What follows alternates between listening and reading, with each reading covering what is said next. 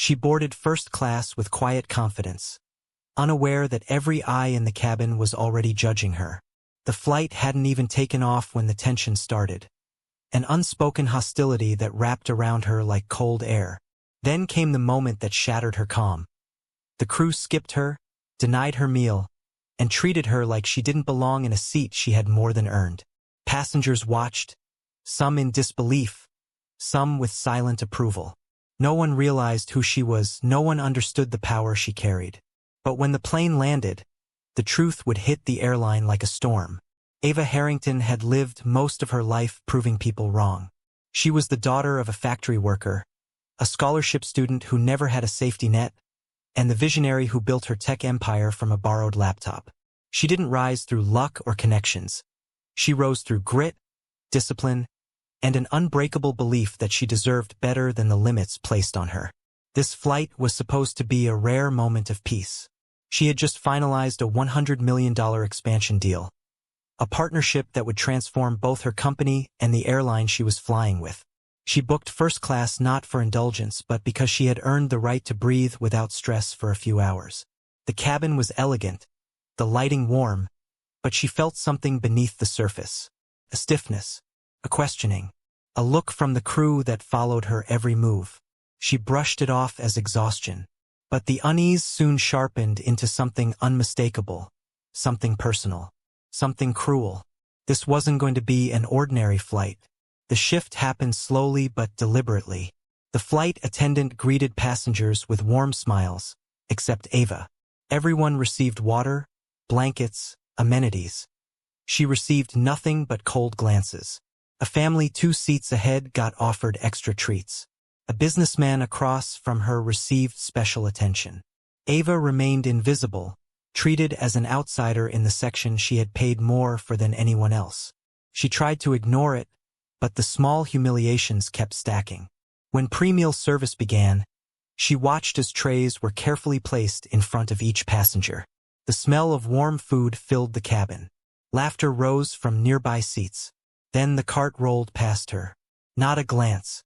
Not an apology. Not even acknowledgement. A few passengers looked at her in confusion. They knew she wasn't served. They knew she had been skipped. But none spoke up.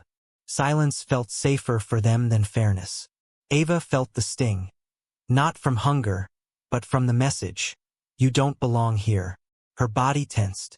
Her heartbeat grew louder. Memories invaded. Corporate meetings where she was ignored until she signed million-dollar contracts. Events where security assumed she didn't belong. Boardrooms where she was doubted until she outperformed everyone. She had fought too hard for this to still happen. When dessert service came, they skipped her again.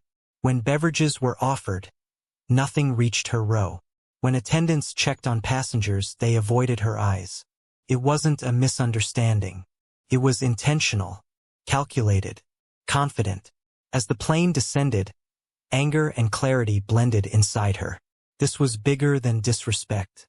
This was a message sent to a black woman they wrongly assumed had no power. But the irony was almost poetic. They were humiliating the one person who had the authority to disrupt their entire future.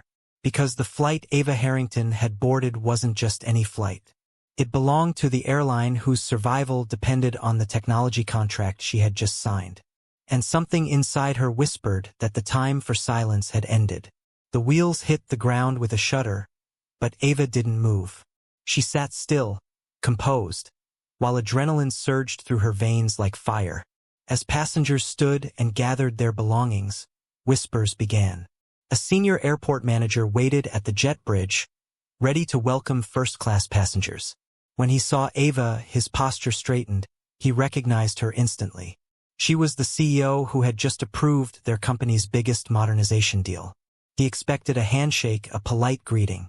Instead, she calmly recounted every detail of what happened.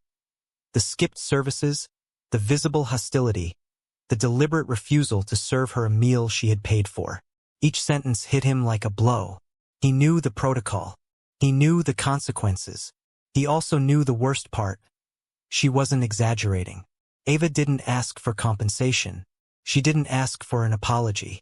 She asked for accountability, the kind that could not be brushed aside or buried under corporate statements.